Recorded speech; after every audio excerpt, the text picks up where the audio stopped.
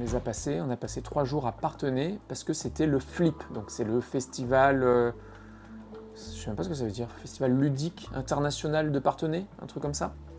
Donc c'est un très gros festival du jeu. Apparemment c'était la 38e édition du Flip.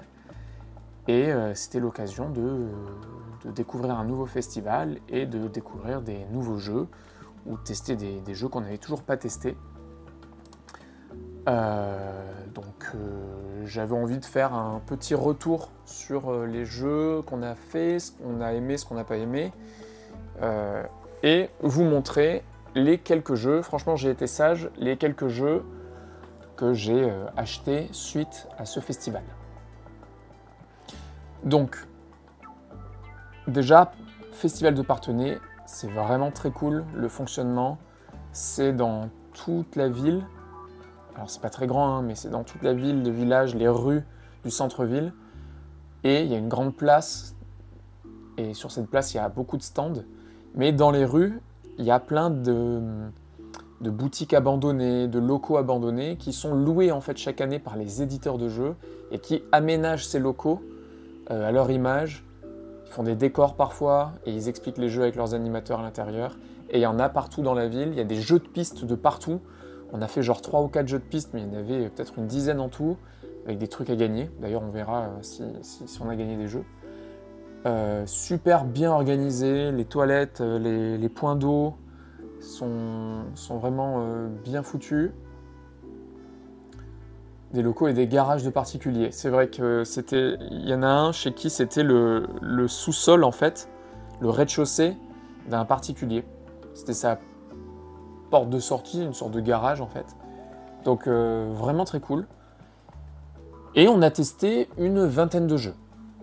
Donc on n'a pas fait les afters parce que en fait ça durait de 14h à 20h en gros, ou 14h à 19h. Et on n'a pas fait les afters, donc après 20h jusqu'à minuit et parfois apparemment 5h du mat, il y avait des afters. Nous on n'y est pas allé, on était trop fatigués. Mais on a passé quand même quelques heures à déambuler et à jouer. Gros point positif, c'est que on peut toujours jouer quasiment. C'est pas difficile de trouver des places pour s'asseoir et jouer, contrairement à Cannes ou à Montpellier où c'est parfois compliqué. Salut Tempérance. Après, on était là en semaine, donc on y était le mardi, mercredi, jeudi, je crois. Donc c'était peut-être l'avantage, même s'ils attendaient 300 000 personnes. D'ailleurs, je sais pas, Alex m'a envoyé un lien, faut que je l'ai ouvert là. Je sais pas combien il y avait de visiteurs cette année sur le Flip. Mais en tout cas, il y avait du monde, mais quand même assez de place pour pouvoir jouer très régulièrement, très facilement. Là, normalement, vous voyez mon My Ludo. On voit les dernières parties des jeux auxquels j'ai joué. Ça va me permettre de me souvenir un petit peu des différents jeux auxquels on a joué durant le Flip. Je vais pas passer des heures dessus, mais je vais m'arrêter sur quelques jeux. Je vais quand même vous donner un mot ou deux. Voilà. Alors ça a commencé par un jeu qui n'est pas sur My Ludo parce que c'était un prototype. À peine on est arrivé, il y avait un stand prototype de jeu et il y a quelqu'un qui nous a alpagué pour tester un jeu. Donc on a testé le jeu, le gars était très cool, on a bien aimé son jeu. Je lui ai donné mon mail, il va essayer de l'auto-financer et il m'enverra un mail quand ça sera fait pour que je lui achète son jeu. Et donc moi je pense que je vais l'acheter, surtout qu'il veut me le vendre 10 balles, donc franchement je l'achèterai. Ça marchait bien. Petit jeu de cartes qui faisait penser un petit peu à Mindbug dans l'idée, hein, de très loin, mais voilà. Alors ils sont pas forcément dans l'ordre, j'ai l'impression, des jeux qu'on a testés, parce que Mega Jackpot, il me semble pas que ce soit le premier qu'on ait testé, peut-être, je sais pas. En tout cas, on a testé donc Mega Jackpot. Mega Jackpot, petit jeu d'apéro, on va dire. Prise de risque, voilà, on joue à la roulette. Rien de transcendant, mais ça marchait bien. On a enfin aussi testé Dice Throne. On n'avait jamais testé Dice Throne. Là, on a fait une partie. Moi, j'avais Thor Moi, donc, j'avais un personnage de cette boîte, mais Alex avait un personnage d'une autre boîte, parce qu'elle avait Black Widow. Mais bon, c'est un bon jeu, mais c'est un jeu qui demande, vu que c'est un jeu à personnage, c'est un jeu qui demande à beaucoup, je pense, beaucoup jouer avec le même personnage, faire plein de parties pour pouvoir maîtriser son personnage, parce qu'il y a des pouvoirs de partout. Donc c'est un jeu qui demande de l'investissement et des gens avec qui jouer régulièrement. Mais une fois que tu es happé dedans, j'imagine que c'est très bien. On a testé SkyTeam aussi. On a adoré et on a vu qu'il avait gagné le Spiel cette semaine, qui est le prix du meilleur jeu en Allemagne. Je sais pas trop comment parler de SkyTeam, mais c'est un très bon jeu. L'auteur étant blacklisté dans plusieurs lieux. Nous, on a... Voilà. Enfin bref, je ne veux pas rentrer dans dans les débats, tout ça, mais SkyTeam, excellent jeu, mais on voudrait l'acheter d'occasion. Voilà. Alors, on a testé Boop aussi. On a testé c'était la version géante. On a testé la version géante et on s'est fait troller par les animateurs qui voulaient, eux, troller leur responsable de secteur, là. Donc, il a inventé une règle pour nous l'expliquer, puis il a appelé le... Enfin, ils sont tous venus pour inventer des règles au fur et à mesure. Au bout d'un moment, voilà, on a compris que c'était n'importe quoi. Mais c'est dommage parce que la règle qu'il a rajoutée était hyper pertinente, était complètement crédible. Et ça se trouve, c'est mieux avec la règle qu'il avait inventée. Et pour se faire pardonner, ils nous ont offert donc des petits badges Boop. C'est ce que vous voyez ici à l'écran. C'est un petit coussin avec des chats. Et quand ils apparaissent sur une case, ça pousse les autres chats. Et quand ils nous ont expliqué les règles, ils nous ont dit que les gros chats, ça faisait bouger 2 cases. Donc ça rajoutait de la stratégie au jeu. Mais c'était pas les vraies règles. Mais dommage parce que, comme je disais, c'était une bonne règle, je trouvais. Et c'était cohérent en plus. Ensuite, on a testé Pray Another Day. C'est sympa, petit jeu d'apéro aussi. Il n'y a pas besoin de grand chose pour jouer. En fait, il suffit juste que tu prennes 5 cartes, 1, 2, 3, 4, 5. Donc tu peux jouer avec n'importe quel jeu de cartes finalement. Tout le monde prend 1, 2, 3, 4, 5 et c'est un jeu de pari, de bluff, mais très, très simple. Et j'ai gagné la table, j'ai gagné et ça nous a offert un petit jeton souris. Voilà, un petit badge souris. Donc rien de transcendant, mais ça marche bien. Petit jeu d'apéro. On a testé Décal. Alors sur le moment, on a bien aimé. Moi, j'ai bien aimé Décal. Mais à la fin du flip, on a testé Flowers. Flowers qui est dans le même style. C'est un petit peu le même type de jeu. Et au final, on l'a trouvé mieux. C'est la même catégorie de jeu. C'est vraiment, tu pioches des cartes, tu fais ton carré devant toi. Le gars qui nous l'a expliqué, il nous dit c'est un peu comme Skyjo. Alors oui et non, évidemment. Mais tu dois poser tes cartes sur les grilles et en essayant de faire un maximum de points. Donc les deux sont similaires par rapport à ça. Mais nous, on a préféré Flowers. Voilà. Donc si vous voulez un petit jeu, nous, on vous conseille Flowers. Après, on n'a fait qu'une partie de chacun, donc on peut difficilement juger, mais voilà. On a testé Onyx aussi. Onyx, petit jeu de cartes. Très simple, encore une fois. Mise en place et règles du jeu simples, efficaces. Alex a beaucoup aimé, je crois, ce jeu. Petit jeu de collection. Tu prends des cartes, tu essaies de faire des collections. Quand ta collection est complète, tu marques des points. En fonction de la couleur que tu as pris au milieu, tu fais des pouvoirs qui te permettent de voler chez les autres et tout ça. Ça marche bien. Voilà. Disons que ça marche bien. Balloon Pop. Balloon Pop, moi j'ai assez bien aimé. Ça m'a fait penser, moi, à Number Drop qu'on avait fait sur le stream. Je sais pas si vous vous souvenez. On avait fait Number Drop. Ça fait penser aussi à Bubbly Pop. Des Bubbly Pop. Des Bubbles. Enfin, ouais, c'est ça. Tu dois, comme au Tetris, mais inversé, tu dois coller des ballons entre eux d'une même couleur pour les faire péter. Et et marquer des points, hein, voilà. Fil rouge. Fil rouge, c'est un jeu narratif et d'enquête. Ça marche très bien, c'est très cool.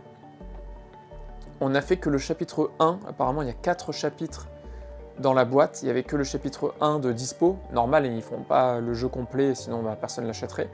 Parce que c'est un jeu narratif, donc tu peux le faire qu'une fois. Mais nous, on vous le conseille et en fait, il faudra peut-être que je le prenne.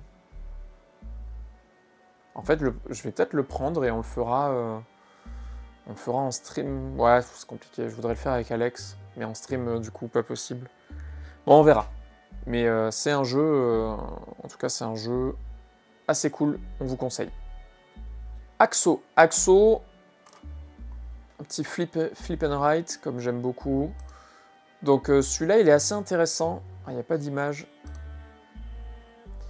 Mais... c'est dommage, il n'y a pas d'image.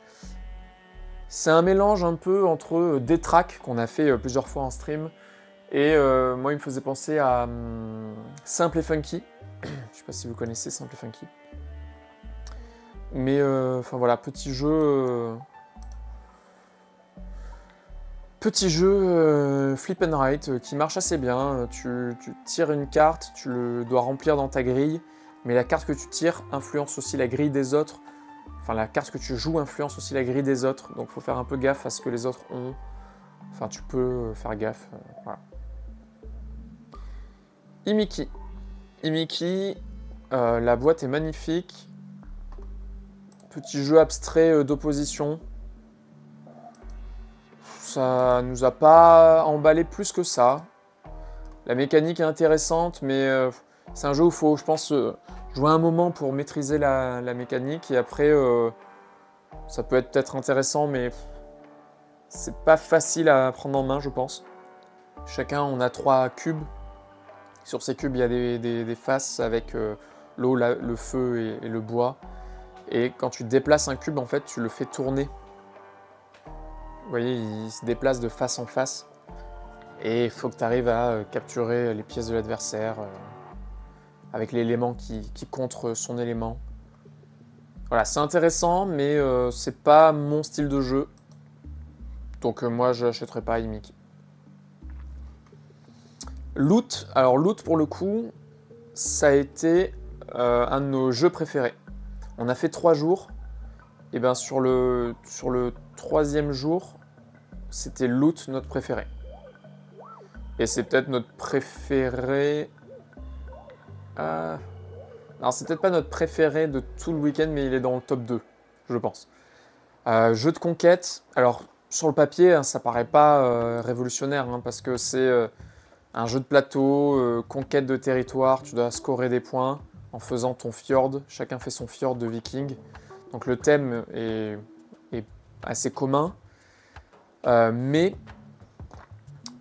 Mais c'est très satisfaisant à jouer, c'est cool à mettre en place. Enfin, nous, on a bien aimé Loot, donc peut-être que un jour, je l'achèterai.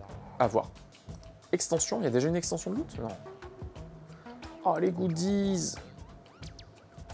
Alex, il y a des goodies Loot.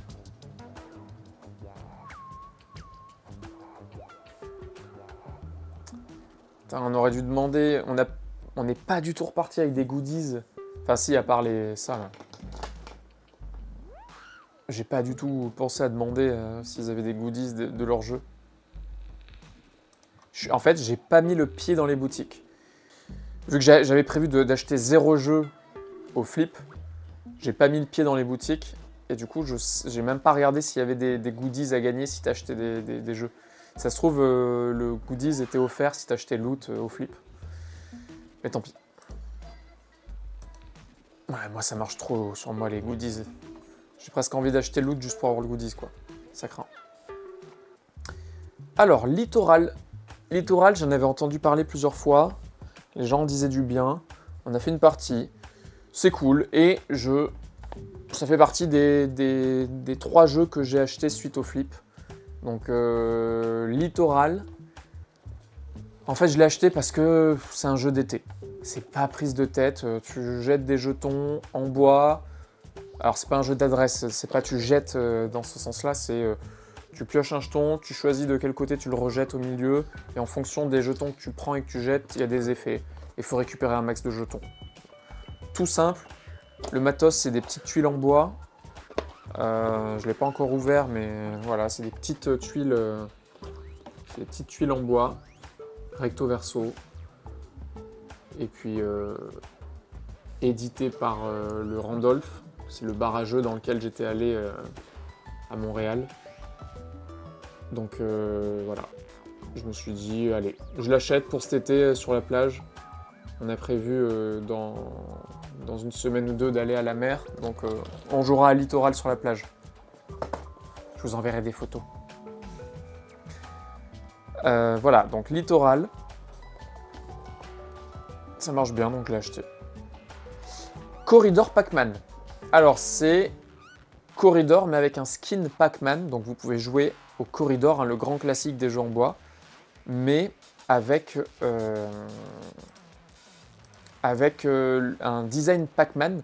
Donc si vous n'avez pas Corridor et que vous voulez acheter Corridor, bah, moi je vous conseille d'acheter Corridor Pac-Man, parce que bah, il est joli, il est assez cool. Sauf si vraiment vous détestez Pac-Man, l'achetez pas. Mais... Et en plus de ça, il y a une petite règle différente, il y a un mini-jeu que tu peux faire. On l'a testé et moi je l'ai trouvé pas très intéressant. Tu peux pas faire grand chose. J'ai l'impression que c'est un peu. T'as pas trop de choix. Je sais pas. À tester peut-être plusieurs fois, mais pour moi, en gros, il y en a un qui joue Pac-Man, un qui joue les fantômes. Ben, le fantôme peut pas empêcher Pac-Man d'aller manger sa gomme au début. C'est impossible mathématiquement de l'en empêcher. Donc, je sais pas, moi ça m'a un peu gêné cette notion-là. Pareil, un jeu qui m'a un peu déçu, 1%. 1% sur le papier, ça me plaisait trop. On me dit, ouais, c'est un jeu où tu as 2D10, tu lances les 2D, il faut faire un double zéro. Donc tu as 1% de chance de faire double zéro et de gagner la partie immédiatement. Et au fur et à mesure de la partie, tu vas avoir des modificateurs qui te permettent d'avoir plus de probabilité de faire 1%. Sur le pitch qui s'arrête là, je me dis, trop bien, j'adore le principe, j'aime bien les probas, les dés, tout ça. Mais en fait, entre chaque lancer de dés, tu fais en gros une partie de Perudo. Dans l'idée, hein, ça ressemble beaucoup au Perudo, où tu vas miser, tu vas dire, bah, moi je pense qu'il y a 4 requins. Ah, moi je pense qu'il y a 6 requins. Ah, bah, moi je pense qu'il y a 7 étoiles. Et ainsi de suite. Et celui qui gagne les paris va pouvoir relancer les dés ou piocher des cartes pour faire des modificateurs sur ces dés. Donc je trouvais ça dommage. Sur le principe, j'aimais bien, mais la mécanique Perudo-like, bof, ça ne m'intéressait pas trop. Donc finalement, 1%, je ne l'achèterai pas. Et ben, dis donc, les trois, ils s'enchaînent. Les 3 jeux que j'ai le moins aimé, je crois, du festival, sont les 3 à côté. Et Pina Colada Dice, c'est le jeu que j'ai le moins aimé. De tous les jeux qu'on a fait au festival, c'est vraiment le jeu que j'ai le moins aimé. J'ai trouvé ça pas intéressant. On me dit oui, mais c'est un jeu d'apéro. Oui, c'est un jeu d'apéro, mais en jeu d'apéro, il y a mieux, quoi.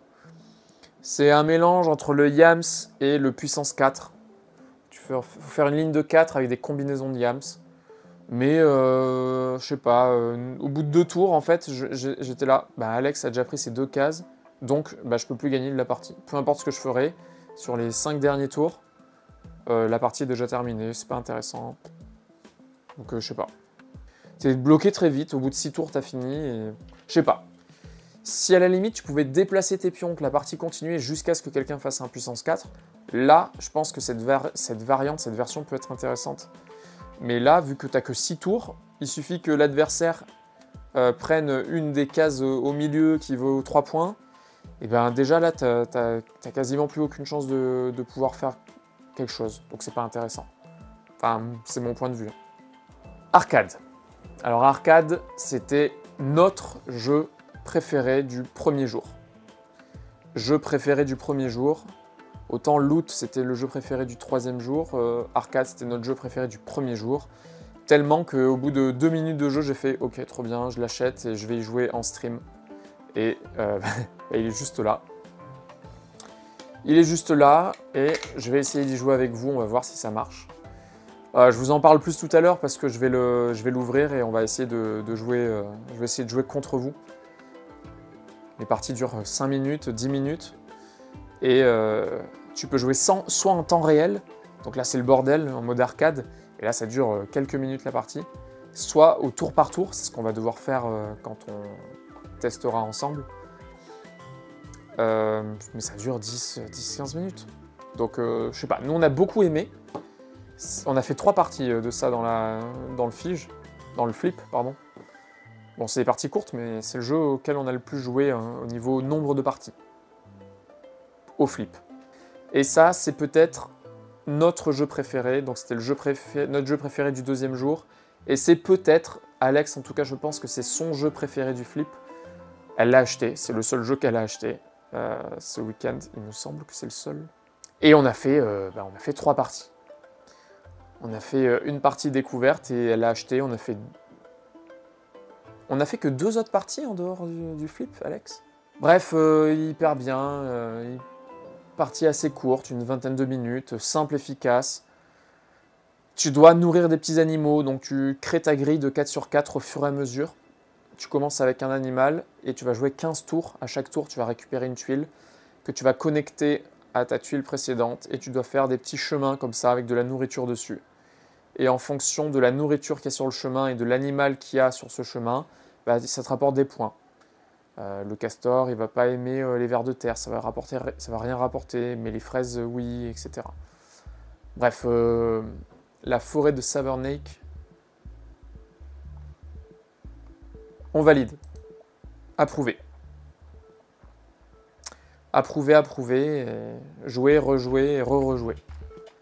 Donc voilà, notre petit coup de cœur, je pense, du flip.